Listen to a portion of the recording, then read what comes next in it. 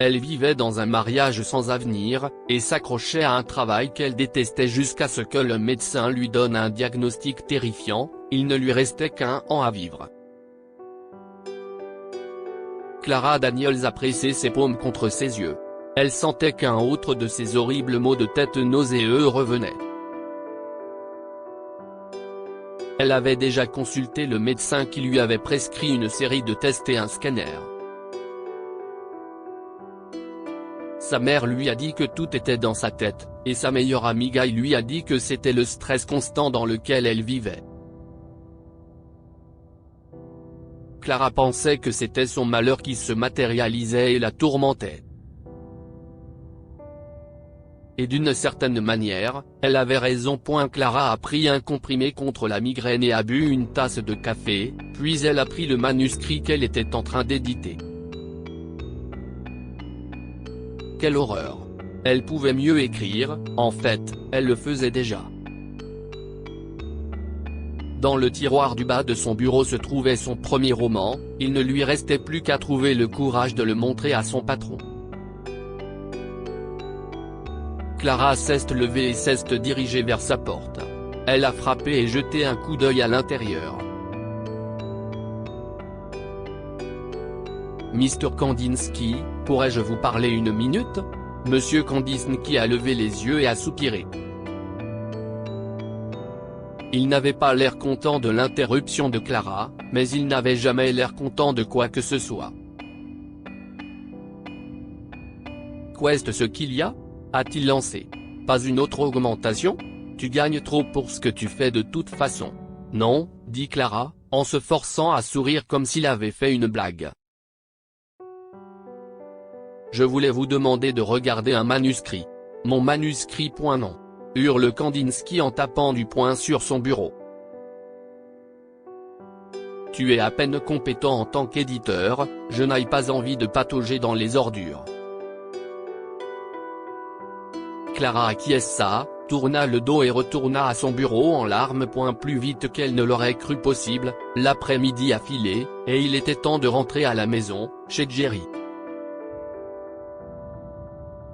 Lorsque Clara a épousé Jerry il y a 10 ans, elle était amoureuse de lui, et toutes ses petites manies lui avaient semblé adorables. 10 ans plus tard, il l'irritait, et elle a réalisé qu'elle ne l'aimait plus. Guy lui avait dit de quitter Jerry encore et encore, mais Clara ne pouvait pas. Tu ne comprends pas, a dit Clara à sa meilleure amie. Il ne fait rien de mal. Et il ne l'a pas fait. Le pauvre Jerry était un bon mari aimant. Il surprenait souvent Clara avec des fleurs et des billets de théâtre, il préparait le dîner, faisait sa part des tâches ménagères, il n'y avait rien de mal que Clara puisse dire de lui. Sauf qu'elle ne l'aimait plus. Clara savait que Jerry sentait que quelque chose n'allait pas, ce qui ne faisait que le pousser à faire plus d'efforts, tandis que Clara se sentait encore plus coupable. Ce soir, Jerry avait mis la table avec des fleurs et des bougies et il avait ouvert une bouteille de vin. « Oh Jerry », dit Clara en lui donnant un petit coup de bec sur les lèvres. « Je suis désolé, chérie, j'ai encore eu un de ces maux de tête et tout ce que je veux, c'est dormir. » Jerry a compris, et un peu plus tard, il a apporté du thé à Clara. Elle ne le méritait vraiment pas. Clara s'est endormie en pleurant. Elle était prise au piège. C'était sa vie, et elle devait s'en accommoder. 2 jours plus tard, Clara est assise en face de son médecin, attendant les résultats de tous les tests et scanners. Madame Daniels, je crains que les nouvelles ne soient pas bonnes, dit-il doucement. Vous avez une tumeur inopérable au cerveau. Clara l'a regardé fixement. Inopérable? Murmure-t-elle. Mais, chimio? Des médicaments? Ce type de tumeur ne répond pas aux médicaments. Comme je l'ai expliqué, c'est une maladie rare. Habituellement, la seule solution est la chirurgie, mais dans votre cas. Combien de temps ? A demandé Clara. Eh bien, cela dépend d'un grand nombre de facteurs, mais je dirais peut-être 1 an, dit le médecin à voix basse. Cela vous permettra de mettre vos affaires en ordre. Oui, a chuchoté Clara. Mettre ma vie en ordre. Elle est sortie du cabinet du médecin dans un état second. Elle avait détesté sa vie, mais maintenant qu'elle savait qu'elle allait mourir, elle réalisait qu'elle voulait désespérément vivre. Vraiment vivre. Clara est entrée dans le bureau et est allée directement à son bureau. Elle a mis tous ses objets personnels et son manuscrit dans une boîte en carton, puis elle s'est dirigée vers la porte de M. Candice Nicky est entrée en trombe. Je voulais juste que vous sachiez que je démissionne. Vous êtes un charlatan, un être humain dégoûtant, et votre haleine pue. Elle s'est retournée et sortit en claquant la porte. Elle se sentait bien. Clara est rentrée chez elle, a enlevé ses chaussures et s'est versé un verre de vin, puis elle a fait les bagages de Jerry. Quand il est arrivé du travail, ils étaient debout près de la porte, ainsi que Clara. Jerry, tu es un homme gentil et charmant et tu rendras une femme très heureuse, mais je ne t'aime plus. Jerry avait l'air désemparé, mais il était correct. Il a dit à Clara qu'il lui laisserait le temps de réfléchir. Clara l'a remercié pour son attitude attentionnée et lui a dit qu'elle appellerait son avocat dans la matinée. Après le départ de Jerry, Clara se sent un peu mal, mais elle ressent une énorme vague de soulagement. Elle est libre. Elle n'avait peut-être pas vécu libre, mais elle allait certainement mourir libre. 2 jours plus tard, elle était assise avec un vieil ami de l'université alors qu'elle feuilletait son manuscrit. Clara, si est génial, lui dit son ami. Je veux le publier. Je vais t'assigner un éditeur. L'éditeur s'est avéré être grand, sombre, beau et timide.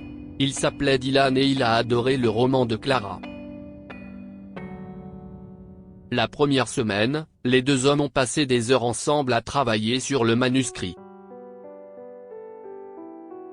Un jour, Dylan a pris la main de Clara. « Je suis désolé, écoute, je suis en train de tomber amoureux de toi. »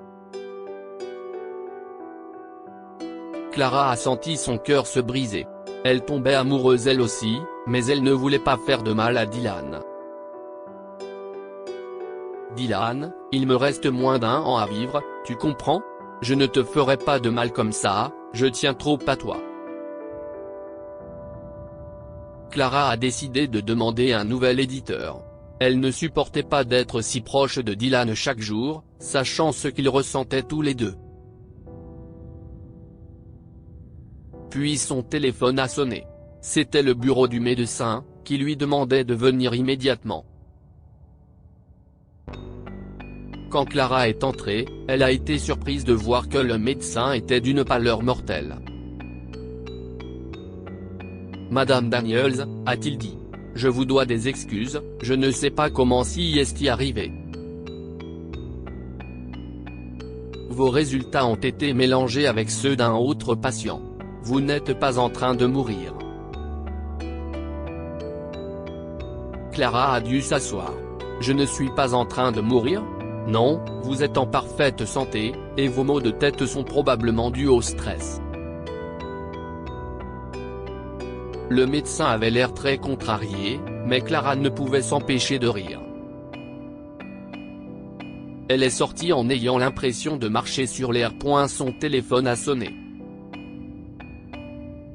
C'était Dylan. « Écoute, Clara, dit-il dès qu'elle a répondu. Je me fiche du temps que tu as, je préfère avoir 1 an avec toi qu'une vie avec n'importe qui d'autre. » Dylan, a crié Clara. « Je vais bien, c'était une erreur, je ne vais pas mourir, Dylan, je vais vivre, vraiment vivre. » Et elle l'a fait. Que pouvons-nous apprendre de cette histoire? Parfois, nous devons faire face à la mort pour apprendre à apprécier la vie. Clara détestait sa vie jusqu'à ce qu'elle pense qu'elle allait mourir. Vivez chaque jour comme si c'était le dernier. Ne remettez pas les choses que vous voulez faire ou dire à un meilleur moment, il n'y aura peut-être pas de meilleur moment. Si est-il le seul moment que nous avons point partagé cette histoire avec vos amis. Elle pourrait égayer leur journée et les inspirer.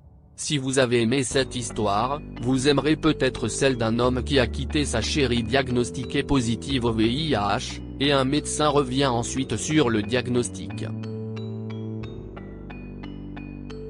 Cette histoire est inspirée par l'histoire d'un de nos lecteurs et écrite par un rédacteur professionnel. Toute ressemblance avec de véritables noms ou lieux est une pure coïncidence. Toutes les images sont utilisées uniquement à des fins d'illustration. Partagez votre histoire avec nous. Elle changera peut-être la vie de quelqu'un. Si vous souhaitez partager votre histoire, envoyez-nous un mail à info@amomama.com. Abonnez-vous à Amomama sur Google News.